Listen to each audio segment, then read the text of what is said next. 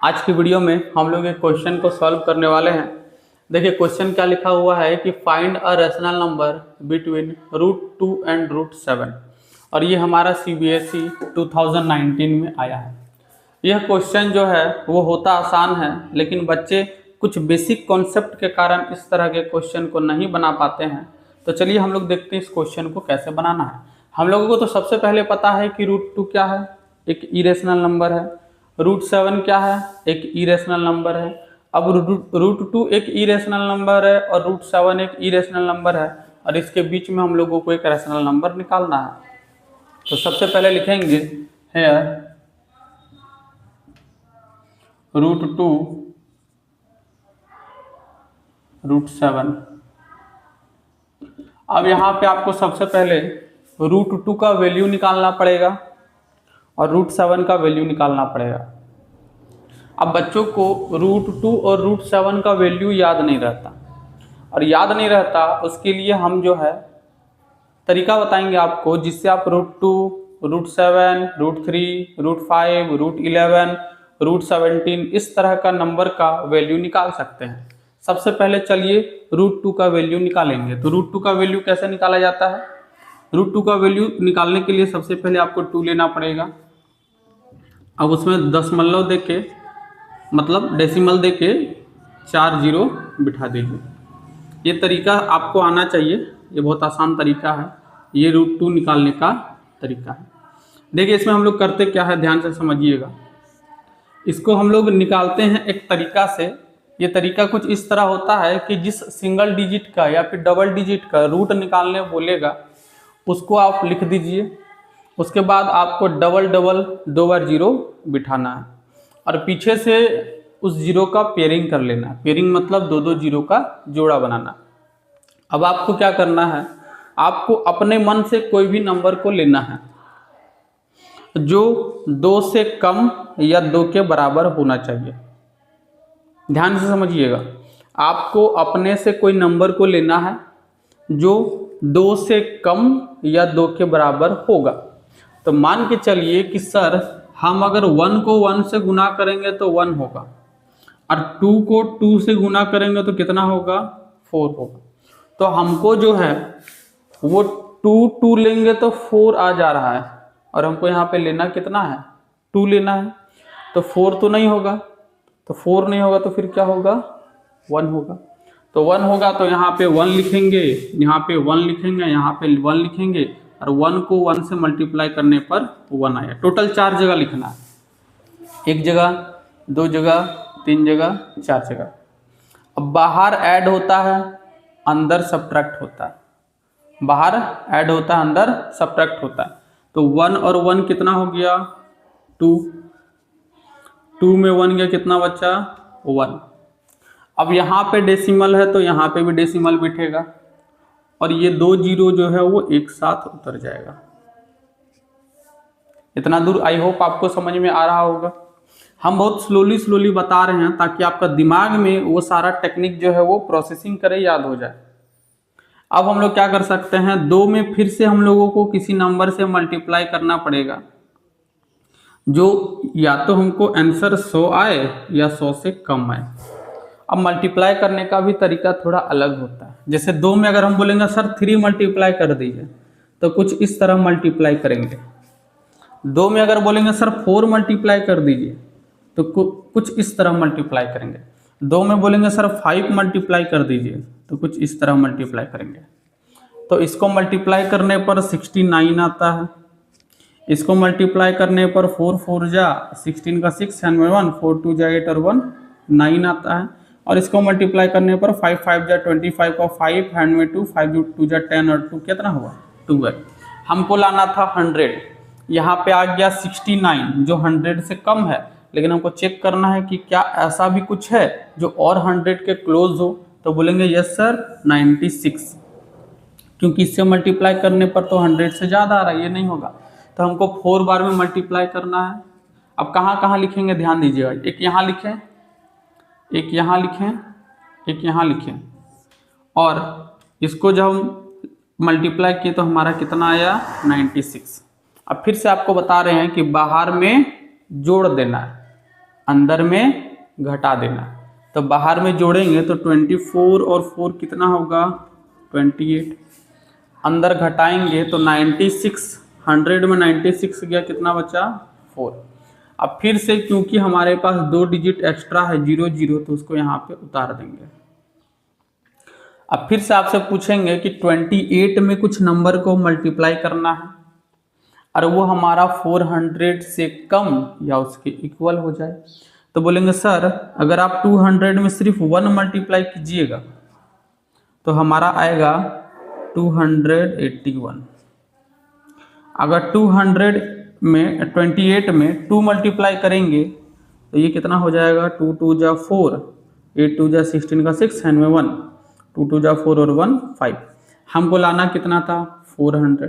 जब एक बार मल्टीप्लाई कर रहे हैं तो 281 आ रहा है, 2 बार मल्टीप्लाई कर रहे हैं 564 आ रहा है, तो हमको तो ये मल्टीप्लाई करना पड़ेगा। तो एक बार यहाँ लिखेंगे, एक बार यहाँ, एक बार यहाँ, और मल्टीप्लाई करने पर कितना आया, तो मल्टीप्लाई करने पर आया 281। बाहर जोड़ देना है, अंदर घटा देना है, तो बाहर जोड़ेंगे कितना होगा 282, अंदर घटाने पे कितना होगा, एक कैरी लेंगे 10, 10 में 1 गया 9, यहाँ 9 बचा, 9 में 8 गया 1, यहाँ 3 बचा, 3 में 2 गया 1। अब आप चाहें तो इसको और आगे बना सकते हैं, हम नहीं बनाएंगे क्योंकि हमको इतना का ही काम था। मतलब √2 का वैल्यू निकला सर 1.41। सेम कॉन्सेप्ट से हम लोग चलिए √7 का वैल्यू निकालते हैं, उसके लिए हमको इसको रफ करना पड़ेगा। चलिए अब हम लोग √7 का वैल्यू निकालते हैं। √7 का वैल्यू कैसे निकालेंगे, हम क्या बोले, जिसका वैल्यू निकालना है उसको लिख देना है और फिर 0 का पेयर को लिख देना है।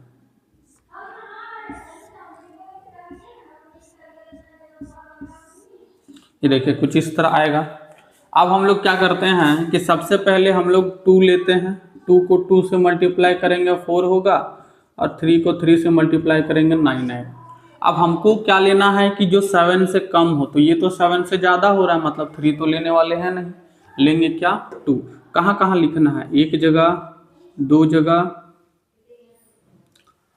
3 जगह, और 2 को 2 से करने पर कितना आया 4 आया।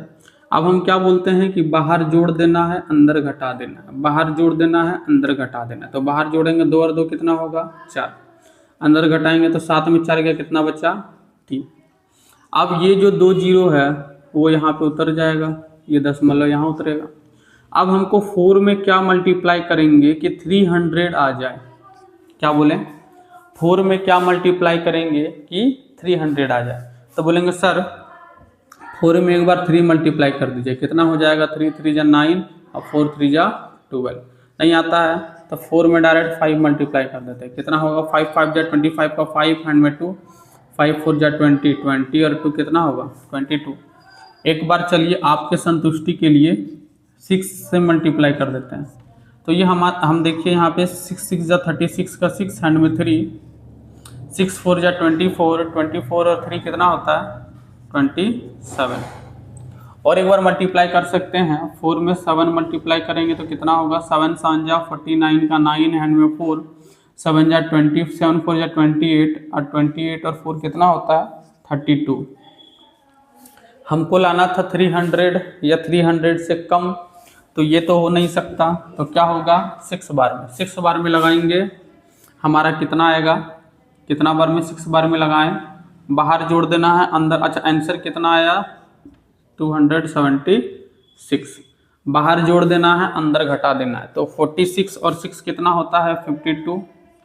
इसको अगर सब्ट्रैक्ट करोगे कितना होगा, 10 में 6 गया 4, 9 बचा, 9 में 7 गया 2, और यहाँ बचा 2 में 2 गया खलास। अभी हमारा आया 0 और 0।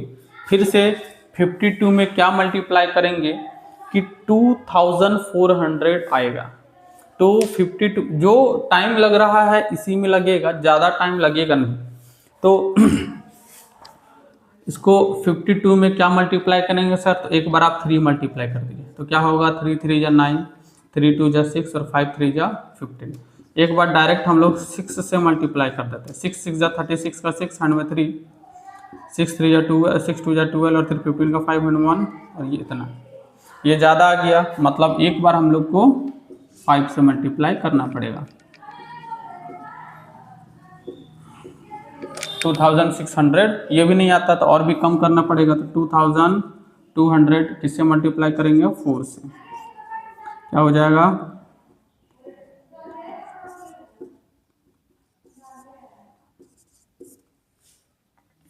ये देखिए हमारा किससे मल्टीप्लाई करना पड़ेगा? 4 से। अब हम इस बार इसको आगे नहीं बढ़ाएंगे क्योंकि हमारा यहीं का काम था 2.64। अब एक चीज समझिए, हम इसको मिटा देते हैं।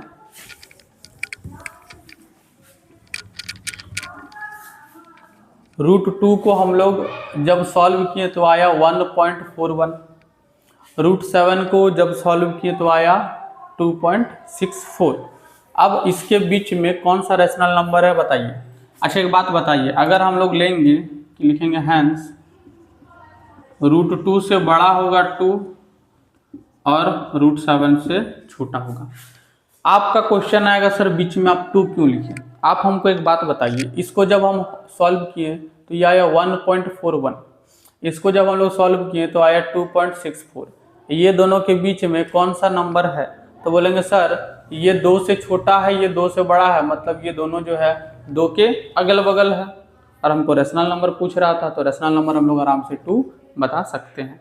तो यहाँ पे लिखेंगे हैंस, यहाँ पे लिखेंगे 10, इसको 10 लिख दीजिए और यहाँ पे लिखिएगा hence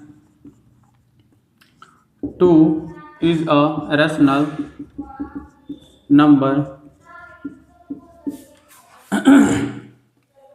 that lies between √2 and √7।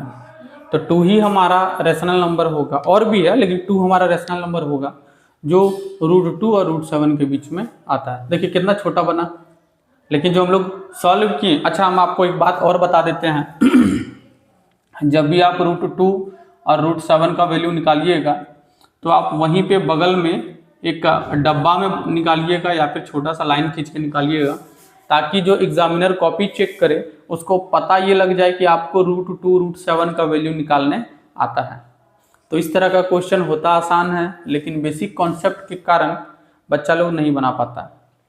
तो आपको अगर हमारा समझाने का तरीका अच्छा लगा होगा, हमारा वीडियो अच्छा लगा होगा, तो हमारे वीडियो को लाइक कर दें और हमारे चैनल को सब्सक्राइब कर दें। मिलते हैं नेक्स्ट वीडियो में। धन्यवाद।